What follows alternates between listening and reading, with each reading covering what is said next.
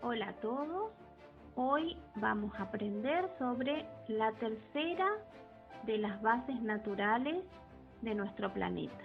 Se trata de los cuerpos y cursos de agua. Vamos a ver en qué reside la diferencia.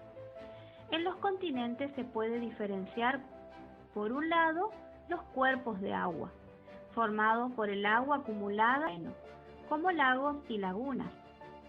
Y por otra parte, los cursos de agua, como los ríos y arroyos, donde el agua circula a través de un cauce y ambos cumplen un papel muy importante en el ciclo del agua, debido a que la transportan desde lugares altos hacia el mar y a su vez parte de ella se evapora humedeciendo la atmósfera. Los ríos transportan distinta cantidad de agua durante el año, porque dependen de las fuentes de las cuales se alimentan, es decir, de la disponibilidad de agua que haya en sus nacientes. Se llama régimen a la variación del caudal de un río. Según de dónde provenga el agua que alimenta el río, se diferencian distintos regímenes. Vamos a conocer 4 tipos de régimen. El primero es el régimen fluvial.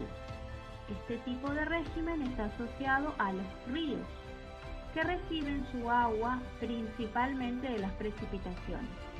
En las estaciones más húmedas, el caudal del río crece de manera notable y experimenta una bajante en las estaciones secas. Los ríos Paraná y Uruguay son ejemplos de régimen fluvial. Pasemos ahora a describir el régimen nival y glacial.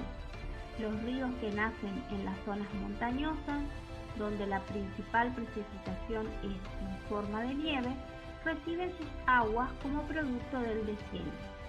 Las épocas de creciente del caudal son las de primavera y verano, cuando la radiación solar es mayor y facilita el derretimiento de la nieve y los glaciares. Los ríos que, como el Mendoza y el Atuel, tienen sus nacientes en los Andes, presentan este tipo de régimen. Luego tenemos el régimen lacustre. Corresponde a los ríos que nacen en un lago. Los niveles de agua dependen del aporte que reciba el lago, ya sea nival o fluvial.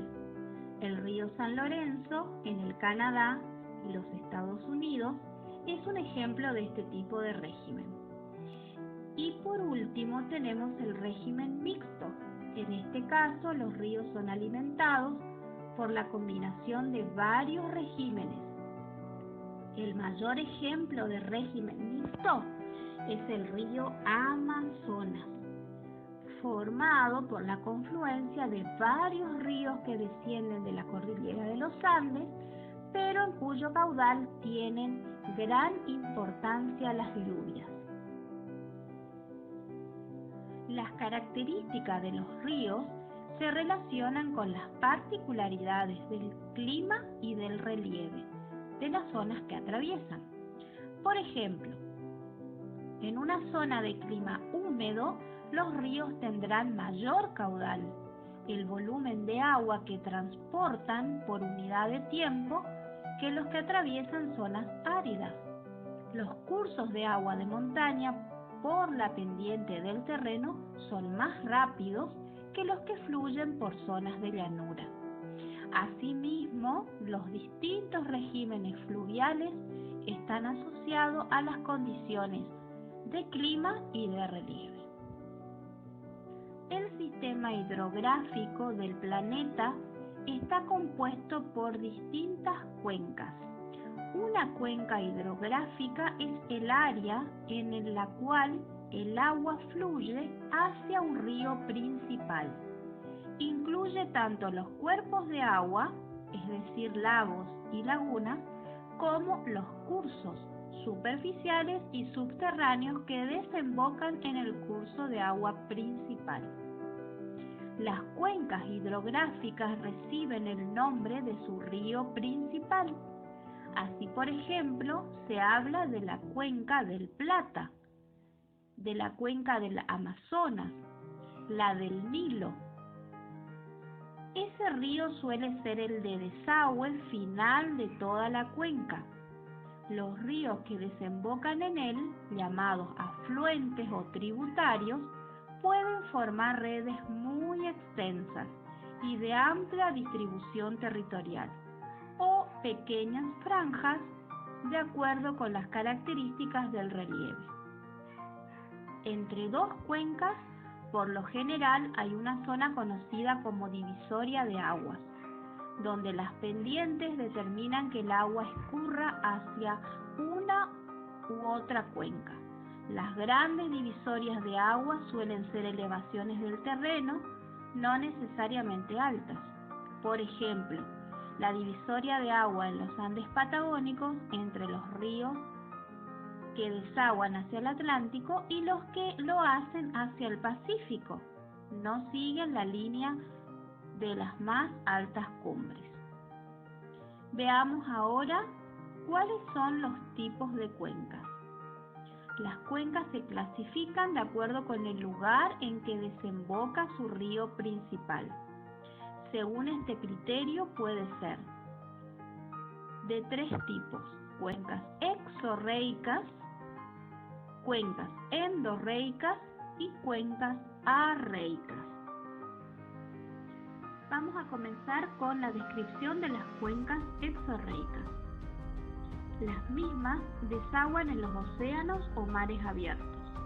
En general, las cuencas más extensas y de mayor importancia hidrográfica del planeta son de este tipo. Entre ellas se encuentran, por ejemplo, la de los ríos Amazonas, Mississippi, Paraná y Uruguay, también llamada Cuenca del Plata, por ejemplo, en el continente americano. La de los ríos Huanghe, Yangtze, Indo y Ganges en el Asia. La de los ríos Nilo, Congo y Zambeze en el África. Y la de los ríos Danubio y Rin en Europa. Luego tenemos las cuencas endorreicas. En ellas el agua no llega hasta un mar abierto u océano, sino que desemboca en un mar cerrado, lago o laguna. La principal cuenca de este tipo en el mundo es la del río Volga, en Rusia, que desagua en el mar Caspio, de gran importancia hidrográfica. Otros ejemplos son las cuencas de los ríos Salidulce, primero en Suquía y segundo en Sagnaes, que desembocan en la laguna de Mar Chiquita en Hacenusa, en la provincia argentina de Córdoba, después de recorrer las provincias de Tucumán y Santiago del Estero. Y por último tenemos las zonas arreicas, que corresponden a las aguas superficiales que se infiltran en el suelo o se evaporan sin llegar a desaguar en ninguna cuenca de las mencionadas anteriormente. Generalmente se encuentran en zonas de climas áridos, donde las precipitaciones no son suficientes para alimentar los cursos de agua y la elevada radiación solar provoca una mayor evaporación. Es el caso, por ejemplo, del Arroyo Perdido, en la provincia del Chubut, y de numerosos cursos de agua temporarios conocidos como cañadas o cañadones.